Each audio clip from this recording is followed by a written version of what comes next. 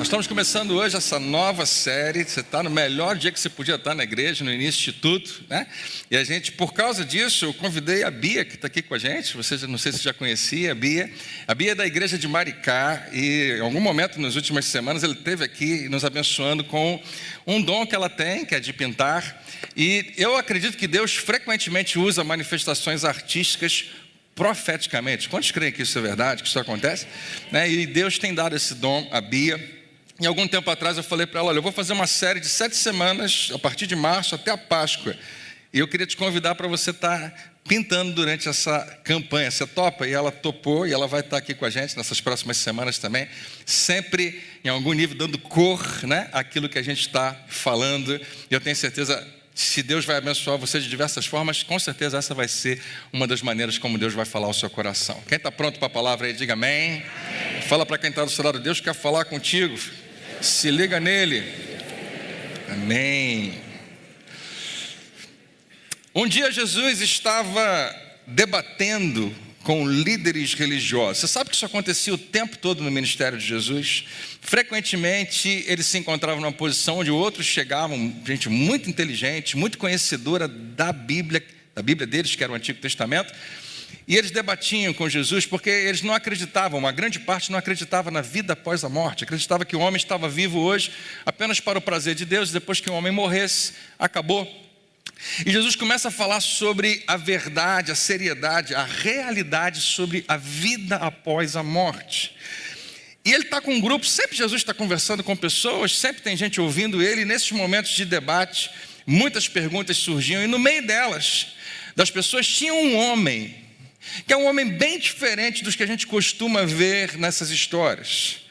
Porque esse cara, ele era um fariseu muito sincero, muito devotado, mas ele aparentemente faz uma pergunta que ele fica fascinado com a lógica fantástica que Jesus apresenta. E ele faz uma pergunta muito sincera. Em geral, os fariseus queriam fazer perguntas para ver se pegavam Jesus de algum jeito, numa contradição. Mas esse homem faz uma pergunta muito real, muito sincera, que frequentemente Jesus ouvia essa pergunta. E a pergunta que esse homem faz é sobre prioridade. Jesus, para você, já que você e ele entendia, ele não sabia quem era Jesus, ele não sabia que Jesus era o próprio Deus ali presente, o próprio Filho de Deus. E ele faz uma pergunta de professor para professor: qual que você acha que é, de todos os mandamentos, o mais importante de todos? Era uma questão de prioridade, porque esse homem sabia que Deus tinha tratado de coisas muito importantes, que você tem que ouvir o que Deus fala e cumprir e praticar, e são coisas importantes. Mas quando tem muita coisa importante, e essas coisas às vezes batem uma na outra, quando você tem que escolher entre uma coisa importante e a outra importante, você tem que descobrir qual é a mais importante. Então ele faz uma pergunta sobre prioridade. De tudo que Deus manda você fazer, de vez em quando, uma coisa que Deus pede a você pode impedir você de fazer outra que é importante também. Qual é a mais importante? Jesus, se você tiver que colocar uma lá em cima, número 1, qual é? E Jesus, ele recita a resposta que todo mundo conhecia. Jesus recita a resposta que todo mundo tinha decorado na EBD deles. A EBD naquela época era EBS, porque não era dominical, era no sábado, né? Mas eles se reuniam frequentemente na sinagoga e repetiam essa frase. E Jesus responde dessa maneira, está lá em Marcos no capítulo 12, verso 29. Jesus respondeu: o mais importante dos mandamentos, o mais importante de tudo é este. E ele fala o que todo mundo já ouvia, repetia, conhecia, com certeza até repetiram junto com Jesus enquanto ele falava. Ouça, ó Israel, o Senhor, o nosso Deus, é o único Senhor. Ele começa com essa introdução e todo mundo já sabe o que vem depois. Jesus fala: o grande mandamento é esse: ame o Senhor, o seu Deus, de todo o seu coração, de toda a sua alma, de todo o seu entendimento e com todas as suas forças. Se você estivesse lá no meio daquele povo e você fosse mais um judeu, você ia repetir junto com Jesus. Então vamos fingir que a gente vai fazer isso agora? Você pode ler junto comigo?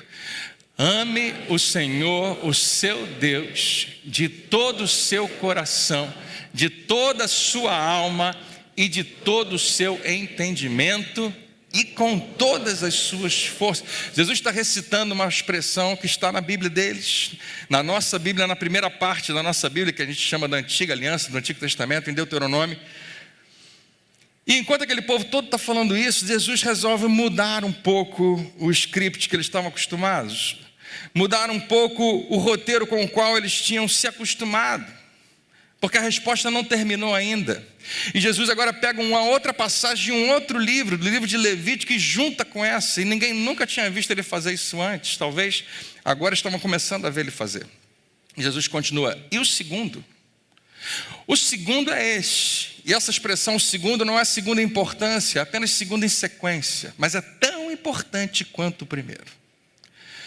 Jesus vai colocar de uma maneira que você não pode separar um do outro. Os dois são um só. O segundo é este: ame o seu próximo como a si mesmo.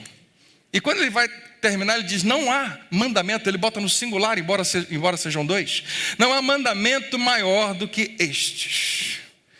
Jesus deixa mais uma vez, e ele vai fazer isso a partir de agora várias vezes, muito claro de que para Deus o mais importante é que você o ame e ame as pessoas, e ele não separa uma coisa da outra.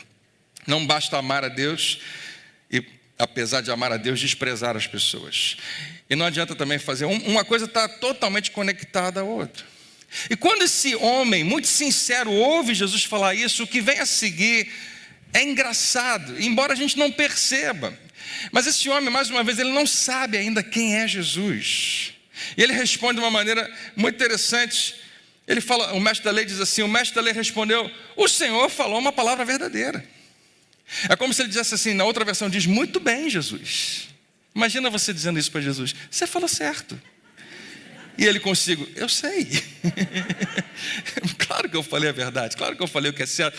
Mas ele mais ou menos está elogiando Jesus, dizendo: a gente fala a mesma coisa e finalmente alguém está falando uma coisa que eu acredito. Como é que é o seu nome mesmo? Jesus. Muito bem, muito boa a sua resposta, né? O Senhor falou uma palavra verdadeira ao dizer que há um único Deus, que todo mundo sabe, é verdade, mas o mais importante vem a seguir. Eu sei, esse homem fala que amar a Deus de todo o meu coração, todo o meu entendimento, com todas as forças, e amar o próximo. E ele nessa hora ele deve olhar ao redor pensando: as pessoas com certeza não vão concordar comigo, mas eu estou contigo, Jesus. Amar o próximo como a mim mesmo é mais importante. Esse homem resolve concordar com as prioridades de Jesus. É mais importante do que as outras coisas. Esse mestre resolve que o que Jesus está colocando é a verdade mesmo, embora a maioria desconhecesse. Amar a Deus, a gente sabe. Amar a Deus no mesmo nível que amar as pessoas, isso é novo para a gente. Mas esse homem parece que já sabia. E ele mais ou menos se expõe diante de todo mundo dizendo: é isso que eu acredito, é isso aí, estou contigo, Jesus. É mais importante do que oferecer toda espécie de sacrifícios e ofertas. Tudo que eu posso fazer para Deus, que é importante, está em segundo plano. É importante, mas não é tão importante quanto amar a Deus e amar o próximo. A maneira como Jesus priorizava as coisas é revelada na voz de um homem curioso. Ele concorda com o sistema de valores de Jesus, o que Jesus coloca lá em cima. E a câmera de repente olha para o rosto de Jesus e pega ele olhando para esse homem, e você percebe que Jesus, na próxima resposta que ele vai dar, ele dá uma atenção especial a esse homem. A Bíblia diz: percebendo a compreensão desse homem. Jesus destaca ele. Diferente de todo mundo, esse cara está entendendo. Percebendo a compreensão desse homem, Jesus lhe disse: você não está longe do reino de Deus. Você não está longe. Talvez Jesus tenha chamado ele para perto e falado só para ele. Talvez Jesus tenha falado baixo, mas talvez ele tenha falado para todo mundo ouvir. Mas ele se dirige a um homem apenas no meio da multidão e fala: você não está longe, você está no caminho certo. Jesus está olhando para esse homem pensando: se esse cara continuar nesse caminho, ele nem sabe quem eu sou, ele nem sabe que é Deus que está falando aqui com ele, mas se ele continuar nesse caminho, ele vai ter a melhor surpresa da vida dele. Ele vai experimentar algo que ele não poderia nunca imaginar. Você não está longe do reino de Deus. O que significa para esse homem? Que o reino de Deus, a maneira como Deus governa a vida, o mundo, as coisas, não está longe de você. Nas próximas semanas eu quero contar a você uma história real. Uma história que a gente vai transformar em 7 episódios, em 7 capítulos até o domingo de Páscoa. Mas é uma história que não deveria ter acontecido. Uma história que deveria ter morrido lá atrás, há 2000 anos atrás, enquanto Roma era governada por um homem chamado Nero, extremamente corrupto e maligno. Um homem que deveria ter destruído completamente qualquer movimento religioso que fosse um pouquinho contrário ao que ele acreditasse. E apesar disso, e apesar de todos os esforços, aquele movimento continuou, permaneceu e existe até hoje. Nós estamos aqui por causa disso. Esse movimento não morreu. E é a história de Jesus narrada por um homem, e esse homem é Simão Pedro. Nas próximas semanas a gente vai falar muito de como Pedro enxergou a sua caminhada com Jesus. E é um relato fascinante. Porque Pedro, ele tem um encontro com Jesus, ele vive quase 3 anos e meio talvez, no seu ministério, experimenta coisas que ninguém mais experimentou, e recebe uma missão de Jesus depois da sua morte, depois da sua ressurreição, e durante os próximos 30 anos aproximadamente, Pedro está pregando, está ensinando e sentando com pessoas, ele conta e reconta as histórias todas que ele teve com Jesus, mesmo sofrendo todo tipo de ameaça contrária, mesmo sendo preso, mesmo sendo açoitado, mesmo sofrendo tudo que um homem de Deus naquela época em geral sofria. Pedro resolve contar tudo. E Pedro, ele não é um professor, mas ele é um contador de histórias. Você sabe que a gente conhece Pedro como um pescador. E Pedro não tem medo de documentar os seus maiores fracassos. É interessante. Se você vai contar a sua história, em geral você prefere deixar essa parte de lado. Mas Pedro resolve contar até as coisas que ele tinha vergonha de contar. Por quê? Porque a sua história com Jesus fazia parte da história mais importante de todos os tempos, de toda a humanidade.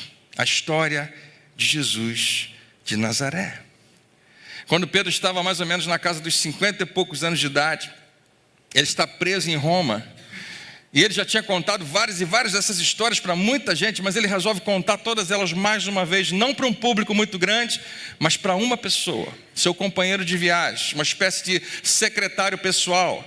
E alguém que sabia escrever, porque Pedro possivelmente não sabia. Se ele soubesse ler, já era grande coisa, porque mais de 90% da população não sabia nem ler nem escrever. Pedro, como pescador, talvez soubesse ler um pouquinho nessa altura, mas possivelmente não sabia escrever. E ele dita a sua memória a respeito do ministério de Jesus para esse seu secretário, João Marcos, que eu e você conhecemos como Marcos, que escreveu o evangelho com esse nome. E durante talvez os próximos dias que Pedro ele está simplesmente esperando ser executado, porque Pedro era um cara extremamente importante. No primeiro século da igreja, ele se torna um grande líder, e ele tem milhares de pessoas que foram influenciadas pela sua pregação, muita gente. A comparável a um grande pregador hoje que você conhece, que está na mídia, e conquista muita gente para perto dele. E Pedro, ele é um líder de extrema importância, e agora finalmente Nero o tinha, ele está preso em Roma. E Pedro sabe que a qualquer momento tudo vai acabar. E ele está tranquilo, apesar de tudo. Esse amigo dele, Marcos, com certeza o visitava com alguma frequência. Em algum momento, um deles teve essa ideia: a gente precisa deixar isso registrado, a gente precisa deixar isso escrito. E Marcos pega lá um pergaminho, uma pena, uma tinta e começa a escrever, porque Marcos sabia que aquela história não era apenas para ele, não era apenas para a sua geração, mas era para as próximas gerações, e chega até mim e a você. Hoje você tem o livro, você tem a carta, você tem o documento que Pedro citou para Marcos, ditou para Marcos, chamado o Evangelho de Marcos. É um evangelho mais caótico, que tem completamente fora de ordem. É um evangelho de extrema ação. É o mais pragmático que você vai ver de todos os evangélicos. Quase todas elas, os versículos começam com e, ou seja, Jesus acabou de fazer alguma coisa e vai fazer outra coisa agora. O tempo todo Jesus está em ação. É Pedro, como um pescador, contando as histórias de Jesus, não podendo parar muito. Ele não sabe quanto vai dar para escrever. Pedro é um pescador, como eu disse para você. Ele não é um mestre. Ele tinha muitas recordações, muitas conversas, muitas parábolas. Mas Pedro resolve começar o seu relato com a conclusão. É como se você pensasse assim: eu não sei se vai dar tempo de comer tudo, vamos começar com a sobremesa. Eu não sei, mas vamos começar já do final. E Pedro está mais ou menos pensando assim: eu não sei quanto que a gente vai conseguir, eu preciso que seja claro para todo mundo onde que eu quero chegar. Quem é que já montou um quebra-cabeça de mais de 500 peças alguma vez? Levanta bem alto sua mão, heroicamente. Você conseguiu chegar até no final? Pouquíssima gente. Quem já tentou? Tentou, levanta sua mão. Mesmo número de pessoas. Quem não gosta de quebra-cabeça? Mas quem conhece o conceito de quebra-cabeça, já de 3 peças, 4? Ok. Legal. Todo quebra-cabeça tem algo em comum, as peças estão todas embaralhadas, você vai começar um trabalho, mas você tem pelo menos uma visão do que você vai fazer. A tampa da caixa. Aquela tampa nos salva. A gente olha para ela e a gente percebe onde tem mais uma cor, onde tem mais um tipo de imagem, vegetação, céu ou qualquer outra coisa. No seu caso, talvez a juba do Rei Leão, não sei, alguma coisa que fica mais fácil para você saber qual vai ser. Pedro mais ou menos pega a tampa da caixa e levanta e diz: olha, tudo que vocês vão ouvir a respeito de Jesus são peças de um quebra-cabeça, mas quando tiver tudo montado, é isso que eu quero que vocês enxerguem. É isso que eu quero que vocês percebam. E se você está aqui e você faz parte dessa igreja ou de alguma outra igreja, com certeza você vai me observar e vai me perceber lendo um livro sagrado que eu e você entendemos que é a palavra de Deus, é a Bíblia. Mas se você não é um cristão, se você está assistindo um vídeo a respeito disso, ou se você está na dúvida, está explorando a sua fé, se você não sabe exatamente no que acreditar, eu queria pedir um favor a você, que você não me ouvisse lendo a Bíblia. Porque Marcos, ele nem sabia que ele estava escrevendo a Bíblia. Ele está escrevendo algo que é um documento histórico de algo que Pedro presenciou. Pedro não ouviu essas coisas. Pedro não ficou sabendo e alguém contou para ele. Pedro viu com seus próprios olhos. E ele ouviu as palavras que Jesus recitou. E alguém foi lá e registrou. É a história de Pedro. E a gente precisa lembrar que Pedro está contando uma história verídica que no final das contas ele vai dizer: é por isso, por causa dessa história toda que eu estou aqui acorrentado na prisão. É por causa dessa história que eu estou preso, aprisionado. E é por isso também que eu não tenho medo. E é por isso que eu estou convencido de que Deus não está longe, mas Ele está perto. Então vamos lá, quem está pronto, diga amém. Marcos capítulo 1, versículo 1. Olha como é que Pedro começa. Aqui começa a boa notícia de Jesus Cristo, o Filho de Deus. Primeira frase que ele deixa Marcos escrever, traz algumas expressões como boa notícia, e a gente, em outras versões, vai dizer o Evangelho, que significa isso, a boa notícia. E talvez Marcos imediatamente pudesse interromper, ele fala: Pedro, você vai começar assim? Porque tem um monte de gente que é cética, que vai ler isso e vai pensar: Pedro, você está preso. Você está preso porque resolveu acreditar e confiar num homem que morreu. Você realmente acredita que ele é o Filho de Deus? Você tem certeza? E Pedro com certeza daria um sorriso: se eu tenho certeza, amigo, eu estava lá e eu vi tudo. Eu lembro claramente no momento em que ele foi preso e eu estava do lado dele.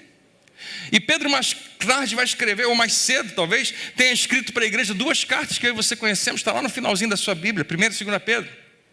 E ele escreve o seguinte: quando insultado, falando a respeito de Jesus, ele não revidava. Eu estou preso aqui, deixa eu te falar, o meu Senhor também foi preso. Quando sofria, não fazia ameaças, mas entregava-se àquele que julga com justiça. Falando a respeito de Jesus, ele fala que Jesus tinha uma postura tal que ele confiava completamente em Deus. Ele fala para todo mundo: quando Jesus foi preso, eu resisti à prisão. Ele não resistiu, eu resisti à prisão dele. Tem registro, inclusive, que alguém escreveu lá, Pedro sabia que era o amigo João, de que eu cortei a orelha de alguém, para que fique bem claro que eu não aceitava o que estava acontecendo, mas ele mesmo, não. Mas mais tarde Pedro vai dizer: ele mesmo levou em seu corpo os nossos pecados sobre a cruz, sobre o madeiro. E embora eu tenha negado e tenha assistido de longe, com lágrimas nos meus olhos, eu vi quando ele carregou sobre o seu corpo naquela cruz os meus pecados. E se tem alguém pecador, esse sou eu.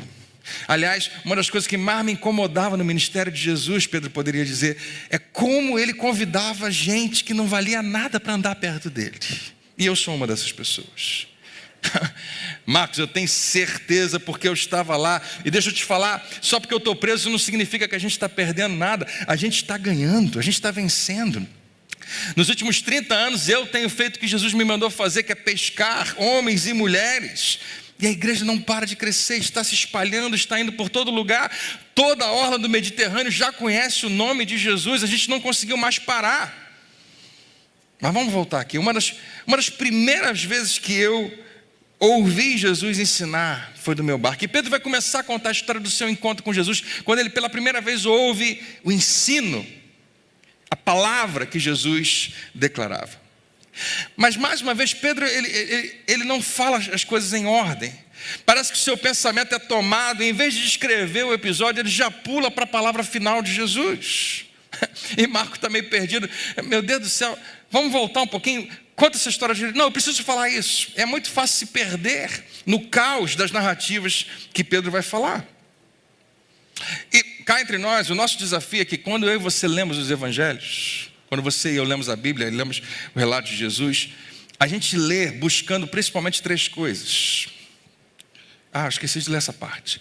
Pedro escreve também em 1 Pedro 1:3, esse versículo que é simplesmente maravilhoso. Toda honra seja a Deus, Pai, de nosso Senhor Jesus Cristo. Ele lembra de Jesus, porque a sua misericórdia é ilimitada. Eu amo essa expressão, misericórdia ilimitada. Quantos gostam disso? Diga amém. Que nos deu o privilégio de nascer de novo, de maneira que agora nós já somos membros da própria família de Deus. Que alguém diga um aleluia aí. E agora vivemos na esperança da vida eterna, porque Cristo Jesus levantou-se novamente. Você pode ter certeza da sua vida eterna, porque Ele se levantou dentre os mortos. Mas como eu digo para você, em geral, a maneira como a gente lê a Bíblia é buscando 3 coisas, que são inspiração, direção e aplicação. Eu e você lemos a Bíblia, em geral, de maneira devocional, apontando nessa direção. Quando você lê a Bíblia, você é inspirado. Deus fala com você, tem alguma coisa ali que inspira você, que aponta você numa certa direção. A gente busca, a gente precisa tomar uma decisão. Qual direção que eu devo tomar? Devo fazer isso, eu devo fazer aquilo? E a palavra de Deus frequentemente tem resposta. Isso é bom demais. E a gente lê para também ser algo aplicado. A gente recebe uma palavra de Deus e, Deus está falando isso comigo. Com certeza é nessa direção que eu tenho que ir. A gente gosta de ler, por exemplo, eu amo a parábola do filho pródigo, e dentro de muitos ensinos que tem ali, com certeza você absorve a verdade de um pai que ama tanto o seu filho, que perdoa completamente e restaura a sua posição.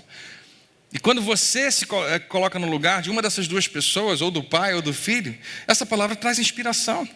Nós amamos a palavra daquela mulher adúltera de João capítulo 8, acabou de ser flagrada em adultério.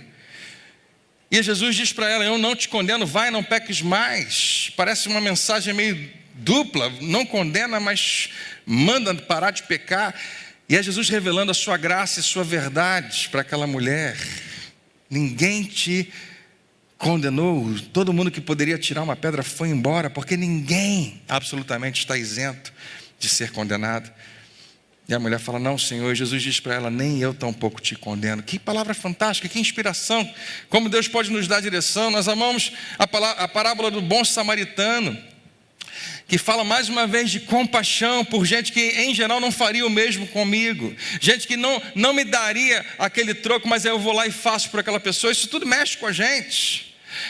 Mas a maneira como a gente lê a Bíblia, em geral, nos esconde algo muito importante. Quando você apenas busca inspiração, direção e aplicação, em geral você perde o tema principal da palavra de Deus, a grande mensagem do Evangelho. Mais uma vez, as narrativas são apenas peças de um quebra-cabeça, de um grande quadro. E já no início da sua mensagem, Pedro quer levantar para você a tampa da caixa e mostrar, é isso aqui. Aqui está o contexto para tudo que vem a seguir. E eu acho que você, como eu, à medida que você cresceu, quando você era criança e foi apresentado em algum momento ao Evangelho, ou quando adolescente, ou quando jovem, se alguém me perguntasse quando eu era mais novo, André, qual é a grande mensagem? Qual é o tema principal do Evangelho? Se eu fosse um pouquinho inteligente na época, eu ia dizer, bom, o tema principal do Evangelho é que Jesus morreu para pagar pelos meus pecados. E que Jesus, por causa do que Ele fez, eu preciso respondê-lo. Primeiro em fé, que se eu crer nele, Ele vai me dar uma vida eterna. Depois que eu morrer, eu vou para o céu. E enquanto isso não acontece, eu devo ser um bom menino. Enquanto isso não acontece, eu devo me comportar. Esse é o tema principal. E se Pedro perguntasse isso, se a gente fosse falar isso para Pedro, ele ia olhar para a gente dizendo, vocês estão perdendo a parte mais importante. Porque tudo isso é verdade, tudo isso é certo, mas não é o tema principal.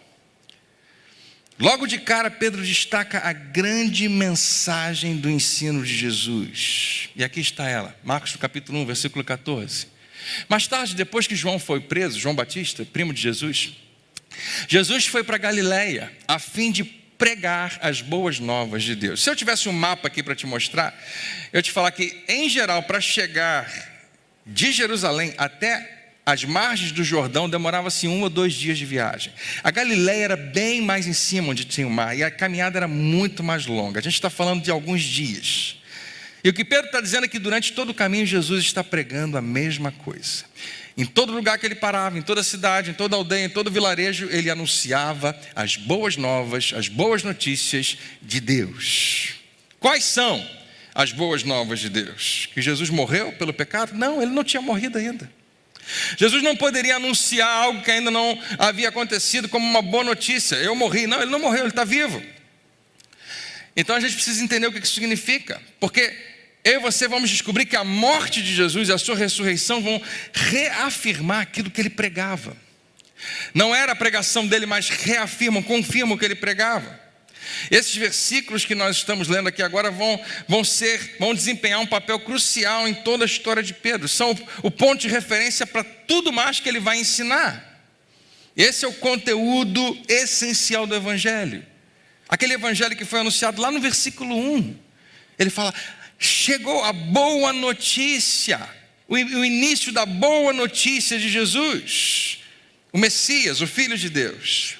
E aqui está a palavra que Pedro ouviu de Jesus várias e várias vezes. Não apenas nesse percurso muito longo de Jerusalém, na Judéia, até Cafarnaum, na Galileia. Não apenas em todo esse percurso, mas o tempo todo no seu ministério. A Bíblia diz que Jesus anunciava o reino de Deus. E ele dizia o seguinte, finalmente chegou o tempo. O que significava que até aquele momento tudo era preparação.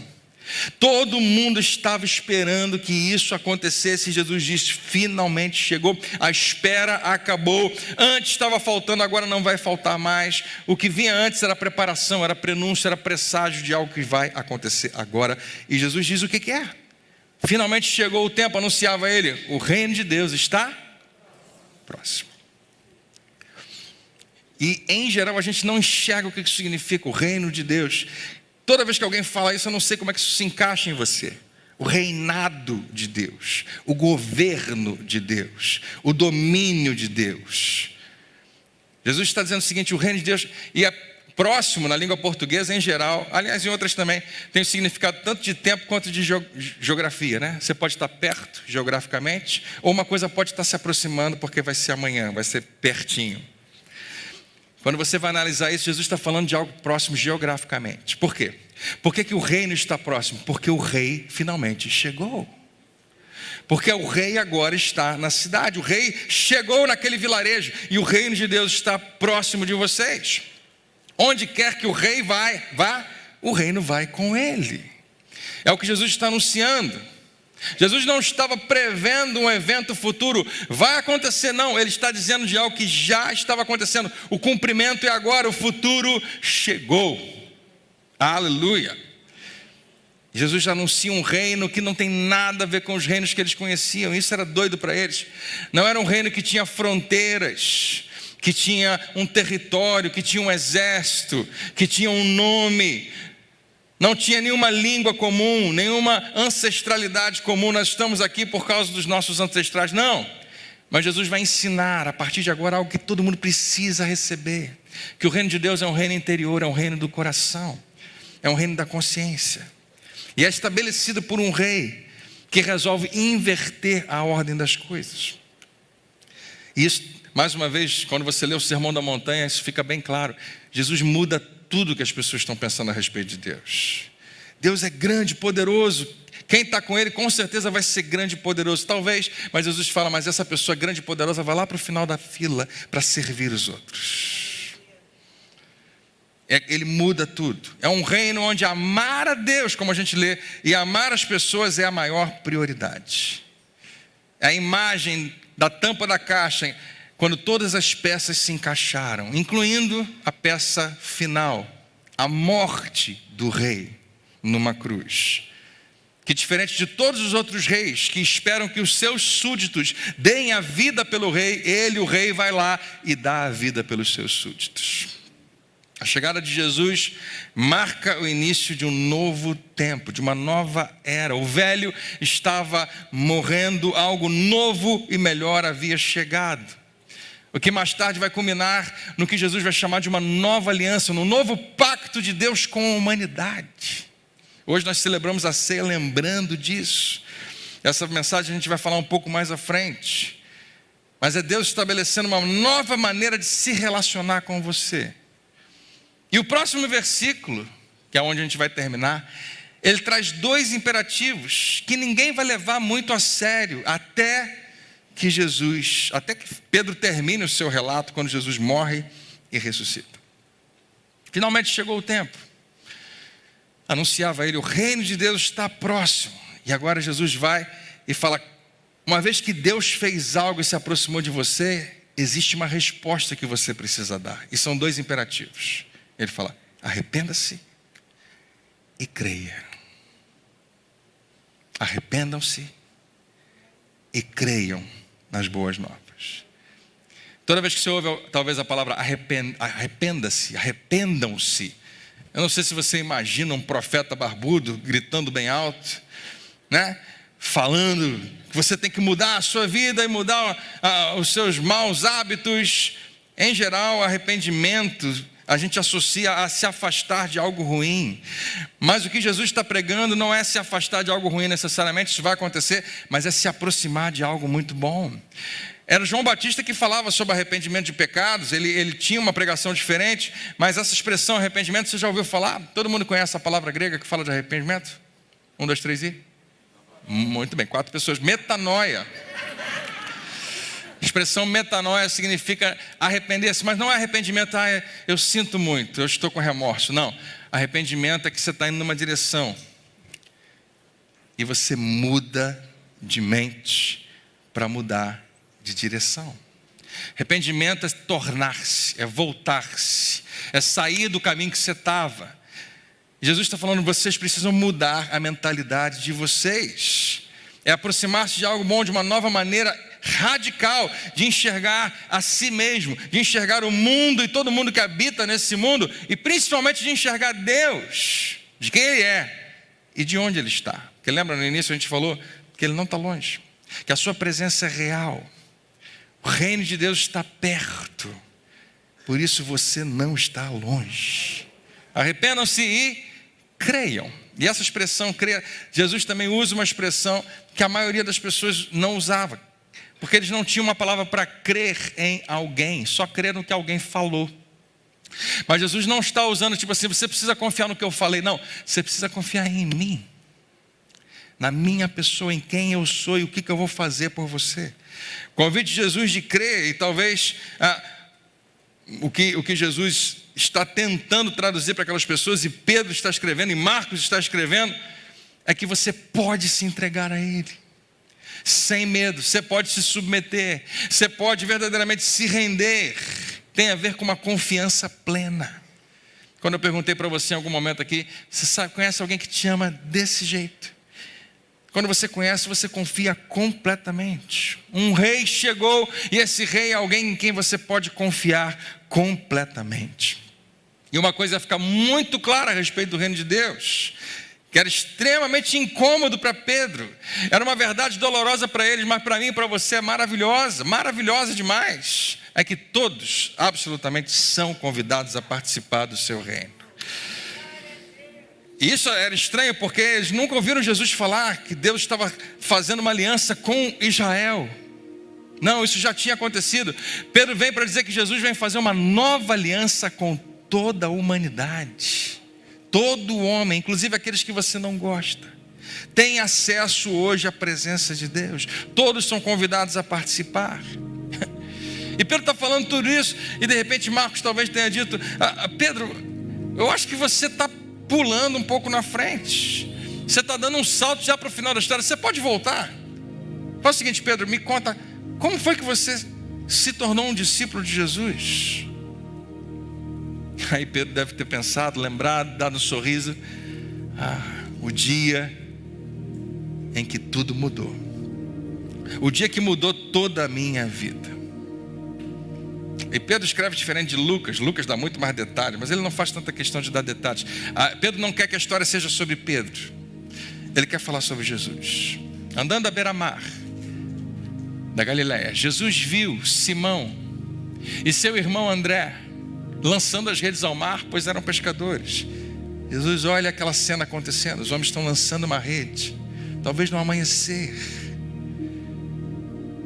E logo em seguida disse Jesus: sigam-me, e eu farei de vocês pescadores de homens. E Pedro sabe que tem muito mais história para contar. Ele não está contando todos os detalhes, mas ele vai direto ao ponto. No mesmo instante eles deixaram as suas redes e o seguiram. Que fantástico, Pedro. Pedro deve ter pensado, sorrindo também: tem muito mais nessa história. Lucas depois vai contar para vocês. E Pedro fala: não foi só a gente não. Naquele mesmo dia Jesus seguiu um pouco à frente. Indo um pouco mais adiante, viu um barco. Num barco Tiago. E talvez quando Pedro falou esse nome do seu amigo de pescaria, do seu amigo de ministério Tiago, talvez tenha sido acometido de um sentimento que deve ter mexido com ele. Porque se você lembrasse de Tiago como ele lembrou, há 20 anos atrás aproximadamente, Tiago tinha sido martirizado pelo Evangelho. Tiago tinha sido um pregador fantástico, mas preso por Herodes. Na mesma prisão, talvez, que Pedro foi preso. E foi executado seu amigo Tiago, o primeiro mártir da igreja. E talvez, se fosse eu, e talvez se fosse você, você ia pensar: por quê? Por que ele? Por que não eu? Porque o milagre acontece na vida de Pedro. Anjos vão até a sua prisão, abrem a porta, ele sai e ninguém vê ele saindo. E ele está livre. No dia seguinte, mandam buscar Pedro na prisão, não tem ninguém lá, eles não tem nem como explicar. E Pedro talvez pense: como é que coisas ruins acontecem com certas pessoas? E mesmo sem saber conciliar um Deus bom, que às vezes permite o mal e às vezes não permite, às vezes livra, às vezes não livra, mesmo sem entender tudo isso, Pedro não perde a sua fé.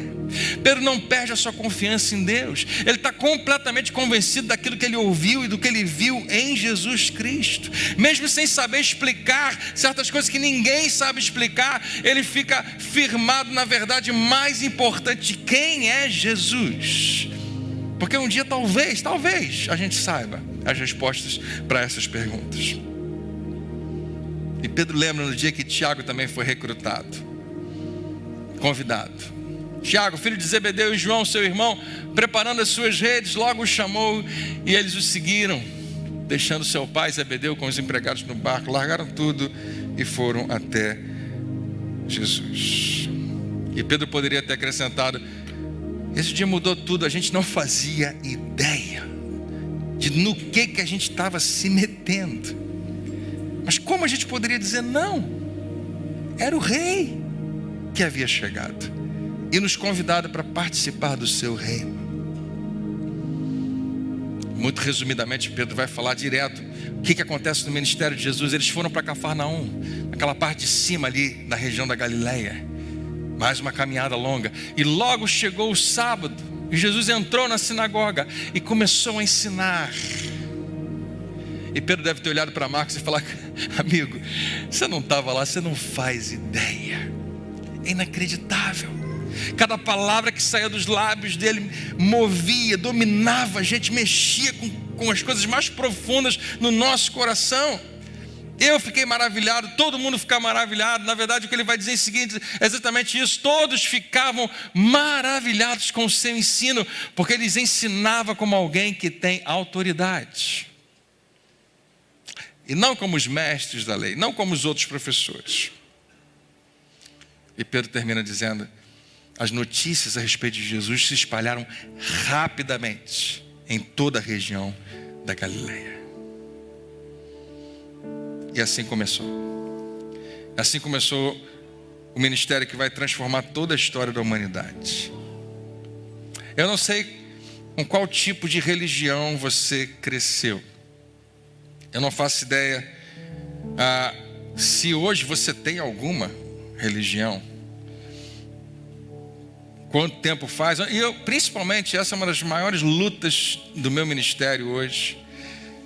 É que muita gente foi apresentada a uma versão do cristianismo que, ao invés de aproximar as pessoas de Deus, afasta as pessoas de Deus. Eu não sei qual foi a versão do cristianismo a qual você foi exposto, porque existem muitas maneiras como Jesus é apresentado.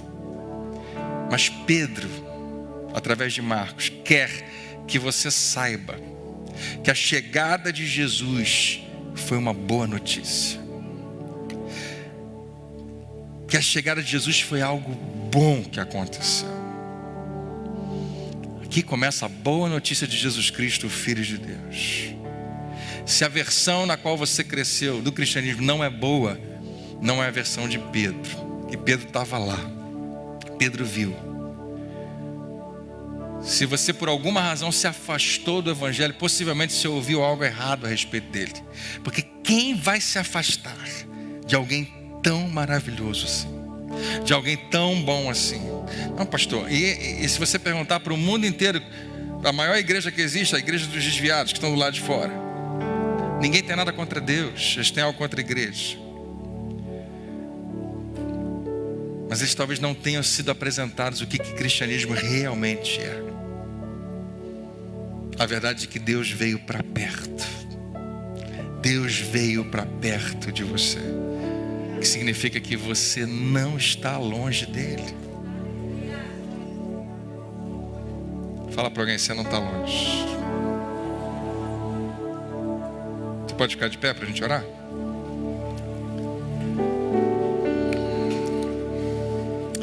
Essa é a mensagem do Evangelho de Jesus. A hora chegou. Finalmente chegou o tempo.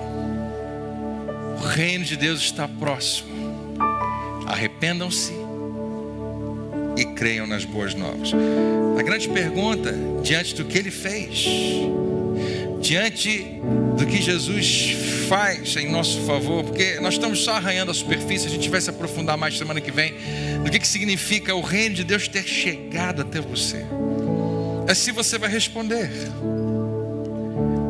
se vai ser para você uma oportunidade de dizer: ok, então a minha parte é essa, arrepender-se e crer nessa maravilhosa mensagem. A Bíblia Viva diz: arrependam-se e creiam nessa gloriosa mensagem da vinda do reino de Deus para perto de você. Arrepender-se, mude de direção, creia. Não é interessante? Deus não pede que você faça a parte mais difícil, Ele já fez. Ele pede só que você confie nele. Há muitos anos atrás, isso foi plantado no meu coração. E eu não sei se foi Deus que falou comigo, eu tenho a impressão que sim. Eu não sei se foi uma coisa que eu fiquei pensando. Mas o que vem no meu coração é essa frase, que pode parecer estranha para você, mas é a coisa que Deus mais ama é quando você confia nele. A coisa que Ele mais ama. E você vai ver isso o tempo todo na palavra de Deus, é o convite o tempo todo de Jesus. Deus está vendo o que você não está vendo, por isso Ele pode dizer para você: filho, pode ficar tranquilo, confia em mim. Porque Ele está enxergando o que você ainda não enxerga. Deus ama quando você confia nele. Arrependam-se e creiam. Na semana que vem a gente vai dar outros passos. Mas eu só tenho mais um convite para você. Durante essa semana a gente está retomando nossos pequenos grupos aqui na igreja. E é uma das coisas mais legais que a gente tem na igreja. Porque nas últimas 40, 50 minutos você está aí me ouvindo falar e você está quietinho. Obrigado. Talvez tenha comentado alguma coisa com quem está do seu lado, mas pequeno grupo é a sua oportunidade de falar e de ouvir e de compartilhar verdades que Deus tem plantado no seu coração e tirar dúvidas. E nenhuma pergunta é proibida no pequeno grupo. Você pode tirar dúvidas, você pode fazer pergunta difícil, talvez ninguém saiba responder, mas você tem esse lugar onde você pode estar junto com outras pessoas que amam a Deus e querem ajudar você, servir você, orar por você, alimentar você, porque em geral tem um cafezinho, alguma coisa.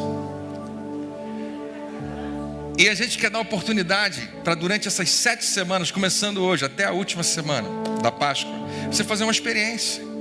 Faz uma experiência desses 1 mês e meio, 2 meses aí que vai ter agora, de participar de um PG e descobrir se é para você, se isso funciona para você. Quer fazer melhor ainda? Abra a sua casa para fazer lá, só 7 semanas, começando essa semana ou começando na outra, tanto faz. Mas chama o pessoal, convida os seus amigos, pergunta aqui na igreja. Lá na nossa central de formações tem lá os endereços de todos os PGs. Tem um pé da sua casa, eu tenho certeza. A não ser que você mora em outro país, em outro estado. Talvez tenha um lá também, mas a gente quer muito. E tem PG que é online, você pode participar de onde você estiver. Mas descubra lá onde você pode. Por quê? Porque essa semana a gente vai falar sobre isso.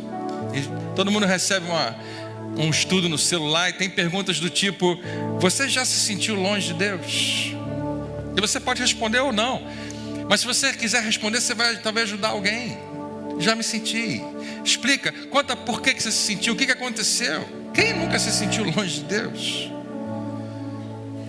Perguntas do tipo: a versão do cristianismo na qual você cresceu, você foi apresentado, te trouxe mais para perto de Deus ou mais para longe dele? Vai convidar você a fazer uma leitura dessa passagem que nós lemos e perguntar qual é a conexão que você percebe entre o que aquele mestre da lei diz para Jesus. Eu acredito, Jesus, que é isso aí. Não está, é a resposta de Jesus: você não está longe do reino de Deus. Isso é só um bate-papo que a gente faz junto, mas a melhor parte são as amizades que a gente faz. A gente come juntos, a gente brinca juntos, a gente ri juntos. Cada um vai para sua casa. Essa é a melhor parte também. Você deixa o pessoal em paz, né? Mas um diazinho na semana que você dedica, a gente está transformando isso no slogan do nosso PG. Pequenos grupos, é assim que a gente é igreja. Porque a igreja nasceu assim. Em Atos, no capítulo 2, diz que a igreja se reunia nas casas. A gente precisa saber que isso é importante. É importante para você, a gente quer cuidar melhor de você. E eu não consigo fazer isso se você não estiver junto com outras pessoas que estão olhando para você. Meu sonho é que a gente tenha tantos pequenos grupos na igreja que nunca mais a gente ouça a frase: gente, lembra do fulano? O que aconteceu com ele? Nunca mais a gente ouça isso. Por quê? Porque sempre tem alguém cuidando de você, olhando para você, orando por você, sentindo a sua falta, ligando para você. Eu não consigo fazer isso, mas no pequeno grupo a gente consegue. Então, se você topar, essa semana pode acontecer ou na sua casa ou na casa de alguém. Mas passa lá na central, descubra onde você pode participar. Amém? Você recebe essa palavra hoje? O Bia está fazendo um lindo quadro ali. Vai ser 7 no final dessa mensagem. E a gente pode fazer uma linda galeria lá na quadra. Ou leiloar os quadros, começando em R$1 milhão cada um deles. Tá certo? Eu acho que vale por aí.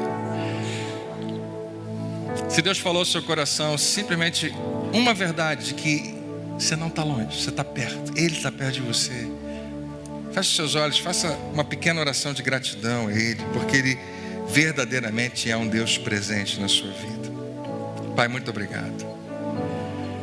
Teu amor é tão grande, Tua graça é tão maravilhosa. Dá-nos hoje, meu Pai, mais uma vez uma visão mais clara de quem Tu és e de quem nós somos em Jesus Cristo. Obrigado porque o Senhor veio para perto e a gente só precisa responder. e se aproximar também. Obrigado. Recebe toda a glória em nossas vidas. Em nome de Jesus. Amém. Você pode cantar essa canção.